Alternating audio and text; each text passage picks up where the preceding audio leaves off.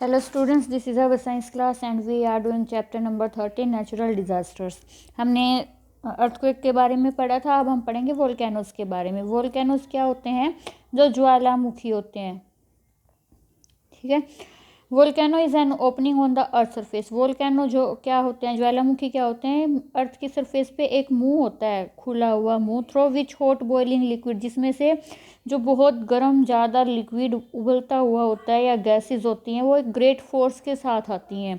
This occur because of activities occurring inside the earth because of this activity, क्योंकि ये अर्थ के अंदर activities होती हैं। The pressure of hot gases inside the magma increase.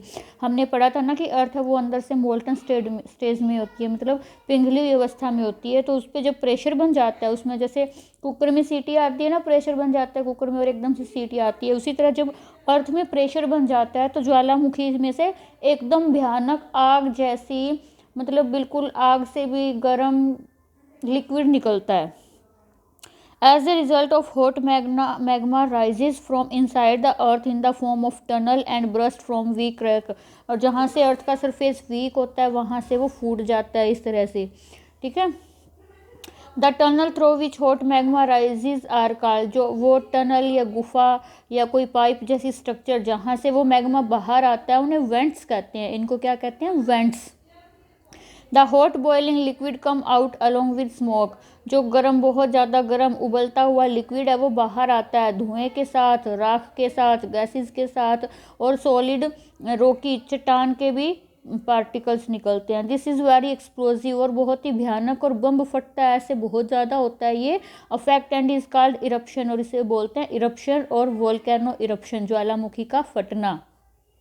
The hot material that come out of a volcano is called lava. और जो गर्म liquid उससे बाहर आता है उसको क्या बोलते हैं? लावा। द लावा, जो यही लावा जब अर्थ के अंदर है तो इसे क्या बोलते हैं? मैग्मा। और जब ये अर्थ से बाहर निकलता है, वोल्केनो से बाहर आता है, तो इसे बोलते हैं lava. The lava spread around the vent. इस वेंट के, मतलब जो मुंह है, इसके चारों तरफ ये लावा फैल जाता है, एंड सॉलिडिफाई, और कठोर हो जाता है, मतलब सूख जाता है। हमने रॉक वाले चट्टान में भी पढ़ा था ना, और रॉक वाले लेसन में पढ़ा था। फॉर्मिंग कॉन शेप्ड हिल, इससे पहाड़ियाँ बन जाती है।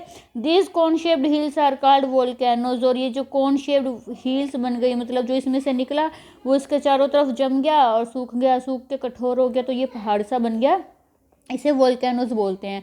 लावा can also go very far away, बहुत दूर तक भी जा सकता है लावा, एंड बर्न और damage anything which come in its path. जो भी इसके रास्ते में आता है उसे ये जला देता है, जैसे कि ट्रीज, बिल्डिंग या लोग, कुछ भी आता है सबको जला देता है। When the lava cools down, जब लावा ठंडा हो जाता है, इट हार्डन्स इनटू रॉक, तो इससे चट्टानें बन जाती है। टाइप्स ऑफ वोल्केनोज, वोल्केनो के कितने प्रकार हैं, कितने टाइप के हैं? Based on the nature of eruption, जो इसके बाहर निकलने का तरीका है, volcanoes are named as active, active, dormant और एक्सटिंक्ट। 3 टाइप्स के हो गए।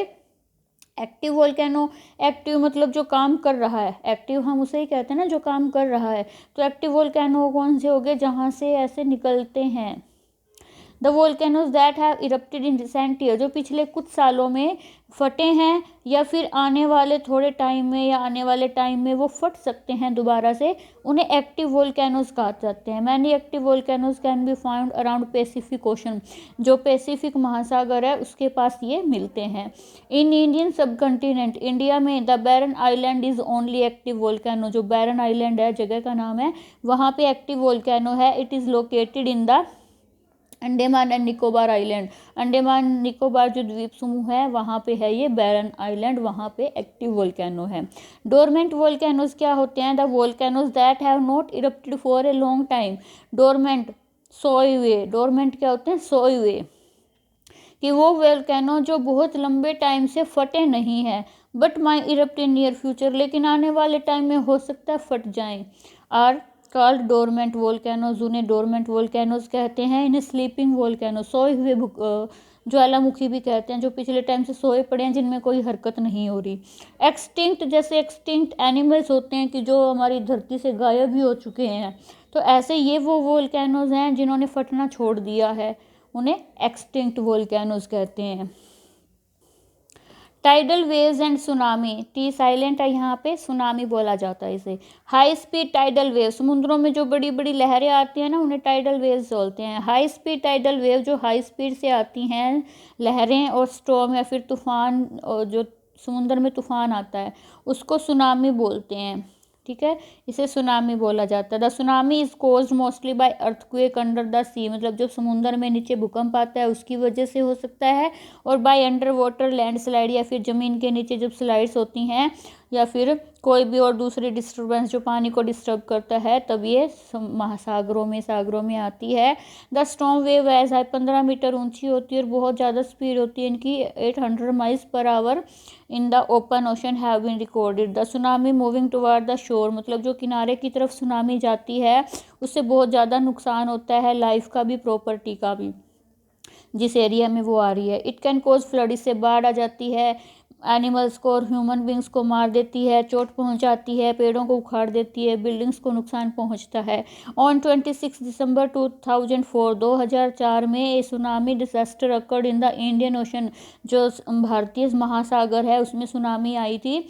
It was caused by than earthquake, क्योंकि समुद्र के नीचे जिसकी वैल्यू 9 थी, हमने पढ़ा था ना वैल्यू कि 102, 1 और 2 वैल्यू होती है तो ज़्यादा नहीं होता, 3 4 है वो कमज़ोर होता है लेकिन पता चल जाता है, लेकिन 5 6 है इससे ज़्यादा क्या तो वो बहुत ज़्यादा नुकसान करता है। तो अगर 9 पावर का अर्थक्वेक उसके नीचे आया है तो सोचो इंडोनेशिया में था ये, तो कितना नुकसान हुआ होगा, कितना ज़्यादा अफेक्ट हुआ होगा, जिसमें 11 देशों को नुकसान पहुंचा था, जैसे कि Indonesia, Sri Lanka, India, Thailand. It was one of the biggest natural calamities ever seen, ये सबसे बड़ा ऐसे मतलब खतरा था, प्राकृतिक खतरा था जो देखा गया। इसमें 3 लाख से भी ज़्यादा लोग मर गए थे, और बहुत सारे लोग हैं जो बिना घर के हो गए।